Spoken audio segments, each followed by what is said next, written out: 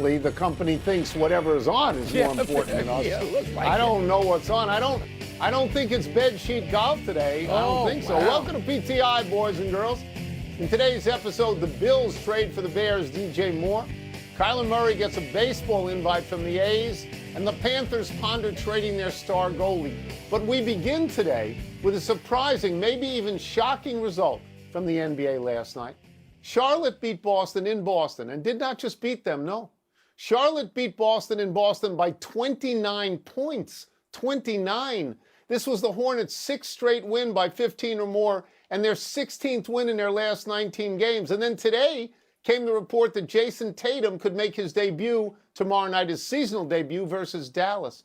Wilbon, you had the Celtics, quote, winning big at home last night. How'd that go? Your words. Yeah. But in light of the Tatum news, you tell me where you want to start. Charlotte. We got plenty of time to talk about Tatum, and we will because they are worthy, and Boston is a threat to win the whole thing. No, Tony. Charlotte, which has been entirely irrelevant, and you can see some of it coming this year. And there are people like our dear friend Charles Barkley who just declared, a couple of weeks ago, Charlotte's going to make the playoffs. I called Charles in live time. He was on commercial break. And I said, have you lost your mind, Charlotte? Charles goes, hey, boy, Charlotte's going to be good. And last night, I'm talking to our friend Neville Waters, who says, you watching Charlotte-Boston? I said, no. He said, turn it on. The Celtics are down 25 at home. Unbelievable. Knipple isn't just my rookie of the year anymore. He's almost everybody's rookie of the year. He's Neville's. Is he Neville's rookie of the year? I don't know, Which would be but great if Brandon Miller, Tony, Neville doesn't actually vote. Tony, no, he doesn't vote, and I do. They're a threat. You could look. I know the vagaries of daily basketball in the NBA, where you got 82 games. You always say no one game is that significant, and I overwhelmingly agree with you over the decades. But, Tone, this was a stunner.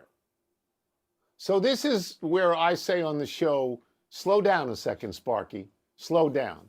We are both inclined to like Charlotte because, to be fair, Charlotte has been a lifeless franchise for the last 10 years. It's been an outpost. It has made Sacramento look important. But the question then becomes, how seriously do we take Charlotte right now today? And I would say not very seriously, and here's why. Today, they are 32-31, and to get to 32-31, they had to go 16-3. Yeah. They are in ninth place in the East today. So, playing, yeah. I don't want to get carried away. On the other hand, I think it's really good for the NBA that Charlotte has some life. The only thing we know about Charlotte, really, is that Michael Jordan sold them at some point, and then we lost track of Charlotte completely. LaMelo Ball is healthy. He's averaging 17 points and 9 assists a game. And last week, risking sacrilege, I said that Knipple could morph into Jerry West. I have a statistic that is a mind-blowing statistic. When Brandon Miller and LaMelo Ball are on the floor with Knipple, Knipple shoots 58% from three. Insane. 58%. And the last team in the NBA to win 6 in a row by 15 or more was the Golden State Warriors in 2018 when they won something called the NBA Championship. So I'm not going to get carried away, but all signs are good. The 16-3, Tone. The 16-3 is not a tiny sample size. It's fun. And Jason Tatum will get to, because it looks like he's going to play as recently we have talked about that. He's going to have enormous impact, but it's down the road. Down the road. Mm-hmm. Let's move to football and baseball. The Oakland A's have invited soon-to-be former Cardinals quarterback Kyler Murray to explore a return to baseball. Murray is 28 years old, and it's been more than 7 years since the A's picked him number 9 overall, first round, in the 2018 baseball draft. That was the year Murray hit .296 with 10 home runs, 47 ribbies in 51 games for Oklahoma. Tone, if you're Kyler Murray, would you seriously consider a return to baseball? Okay, if I'm Kyler Murray, I would. And I would say it's because I was a first-round draft choice. But if he goes down that road, there are serious questions that have to be answered. Kyler Murray has now made $170 million in football. Yeah. So he doesn't need money. But if he wants money, he can go out right now, get a 3 or 4 year deal for another $100 million. If he is going to go to baseball, you have to be serious about it. I think you have to commit to it for at least 2 years. Agreed. He's going to be 29. If he commits for 2 years, then he's 31 if he wants to come back to football. And then maybe that economic window has closed for him. He's got to be absolutely serious about this. And the question that has to be answered if you're Kyler Murray is, can he hit Major League pitching? That's it. Mike, he's got months before football starts again. If I were Kyler Murray and I was serious, I would go to the A's training camp. I would go to a backfield. I would say, give me all your Major League pitchers and let me see if I can hit. Because if I can hit, I can play. Yeah, go pay somebody to come and do that. A guy who, is a hopeful at some camp somewhere. Tony, first of all, it provides leverage for football. If you want to go get that contract at quarterback and the team is real serious about bringing you in as quarterback, you just drove that up. No more NFL veteran minimum. We're not talking that anymore. So that's right. But here's the thing. Right. He was considered a 5-tool player at his height, when he's in college. So if we know 3 of those tools, he's got to still have, Tone. We know he can run. We know he can throw. That's right. And chances are pretty damn good he can still field. So the question, like you said, is for average and/or power, can he hit Major League pitching? And he's got to find that out, and the team has got to find that out if they're interested in him. Oakland's got to find that out. I would love for him to be Bo Jackson.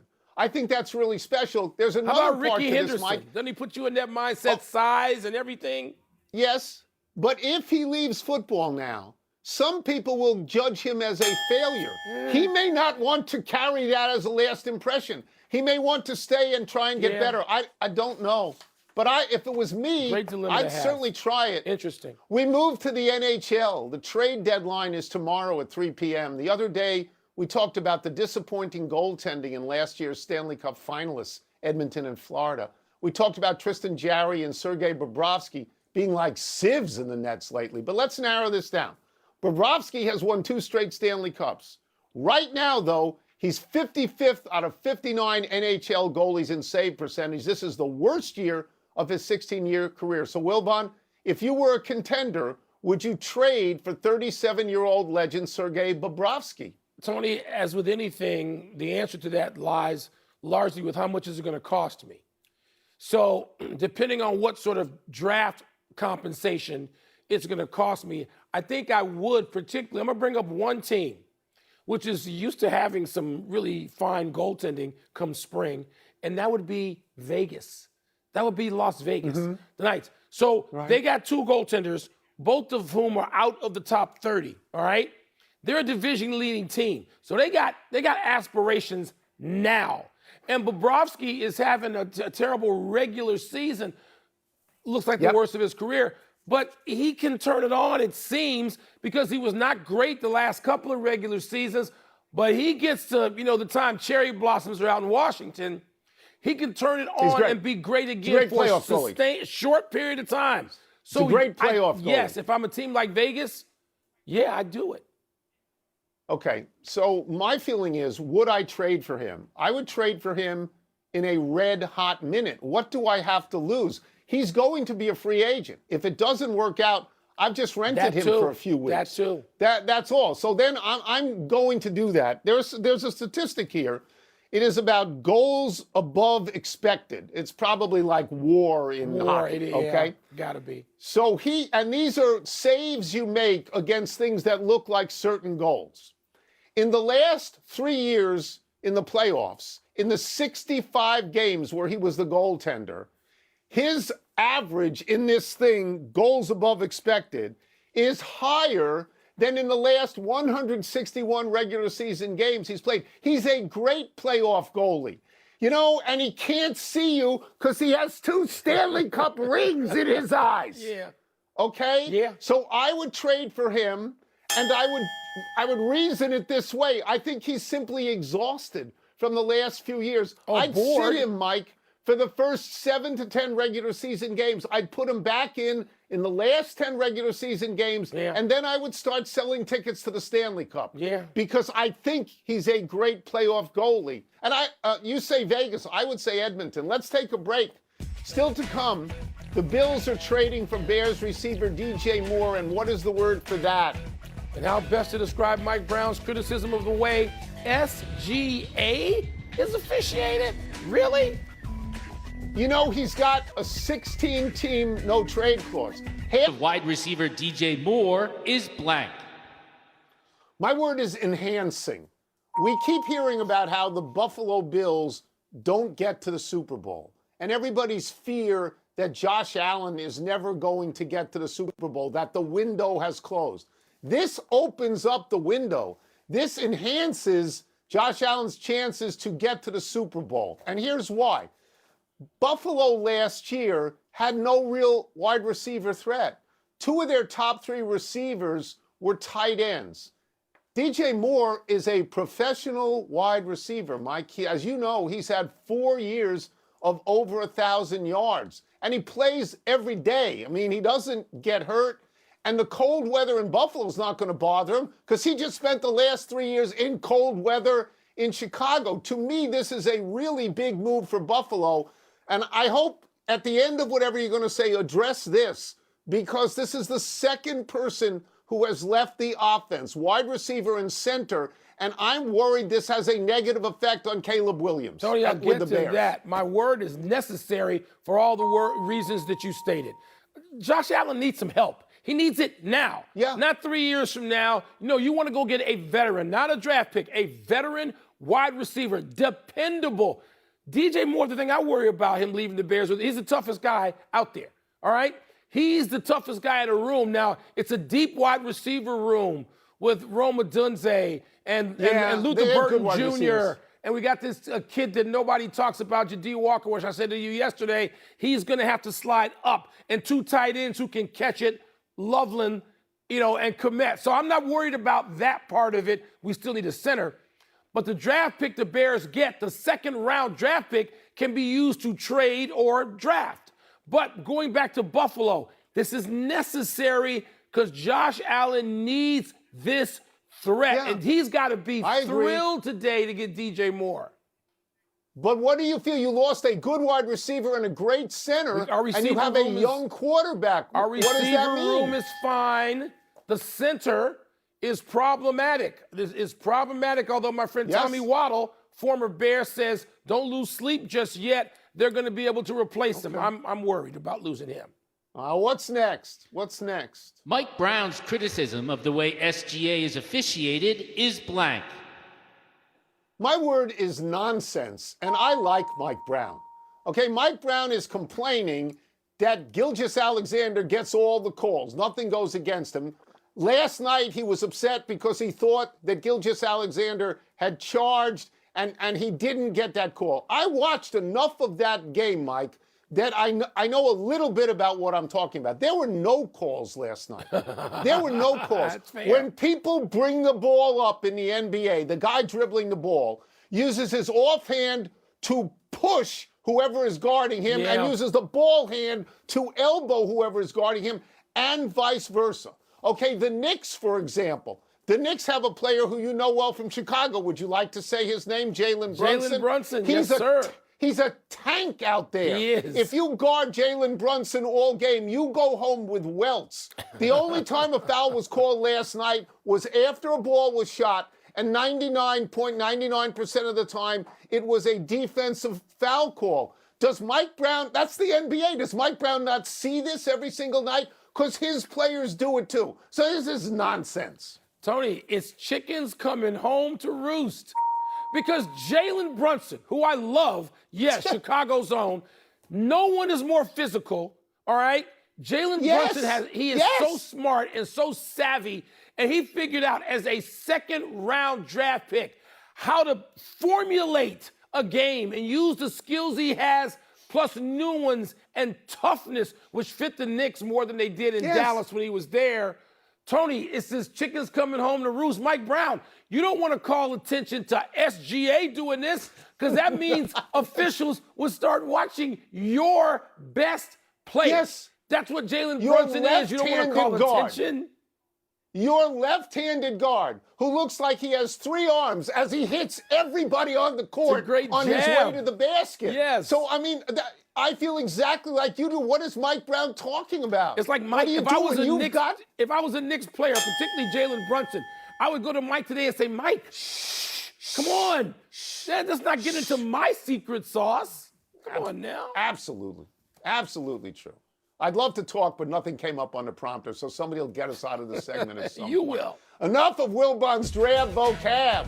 Let's take one last break. Still to come, a truly mind-boggling start to spring training for an Orioles prospect.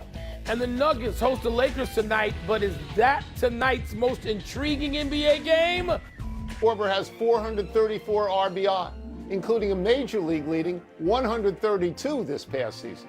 Phillies have made the playoffs in all of those 4 years, and Schwarber has 14 home runs in 38 playoff games for the Phillies. For a while, Schwarber and Shohei Ohtani looked like the greatest leadoff power hitters ever.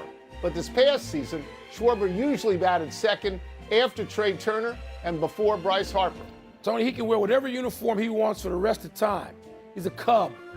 He's on the magical 2016 team that won the World Series. Kyle Schwarber came back from a horrific knee injury to do so. My former neighbor in Chicago, he's a Cub. Yeah, I wanted him to be a Nat, and he was for a while. He had a great June, and then he got hurt, and then he left, and it hurt the Nats a lot. Happy anniversary, North Carolina. On this day 4 years ago, the Tar Heels, coached by Hubert Davis, spoiled the retiring Mike Krzyzewski's final game at Cameron Indoor by beating Duke 94-81 in another episode of the greatest rivalry in college basketball. Making matters worse for Duke, the Heels beat the Blue Devils in the Final Four a few weeks later in Krzyzewski's final game ever coaching Duke. Then they lost to Kansas in the championship game. Krzyzewski finished up 50-50 against North Carolina, but he has 5 national championships, 3 Olympic gold medals, and 1,202 wins at Duke and Army, the most wins ever for a men's college coach. Wilbon, you're going to Carolina Duke on Saturday, aren't you? Tony, I'm going to that game. I'm excited already. The last time I was here was like 10 years ago. Remember the game Jim Boeheim came twirling out of his jacket? I think he got thrown out of that. At least he got teed up. So I cannot wait for this game. The question is Carolina going to have enough firepower to get within 15 of the nuclear Dukies? You'd never, ever give 15 in this rivalry. No, you don't. You never do that. Happy trails to another ball off the bat of Vance Honeycutt. The Orioles prospect hit his 4th home run in 4 spring training at-bats yesterday. That's right. He has homered in every one of his at-bats so far, earning him the nickname Home Run Honeycutt. The 22-year-old was Baltimore's first-round pick 2 years ago, but he has struggled in the minors, hitting just 171 in high A last season, just 5 home runs in 101 games. In fact, Honeycutt is not even in big league camp. He's come over from the minor league side on occasion to serve as an extra player for the big boy team, like being a 2-way contract in the G League. He credits his sudden success to tweaking his swing in the offseason. Well, he should have tweaked earlier, it seems. When you heard the name Honeycutt, we're of a certain age. I know what you had to think. Is this kid related to Rick Honeycutt? Apparently not. Rick Honeycutt. From all the research, He's not. We don't think he is. Can't find any 4 home runs in 4 at-bats? Yeah, but he's still wearing number like 89. It shows he's so far out of their thoughts and consciousness. 89? Man, it's not Dennis Rodman. Let's go to the big finish if we could. Longtime Pirate Andrew McCutchen reportedly signing a minor league deal with the Rangers. Is that significant? I don't know about significant. He's a former MVP, yes, but that's like 13 years ago, and he's 39. Good luck, though. The U.S. women's soccer team beat Canada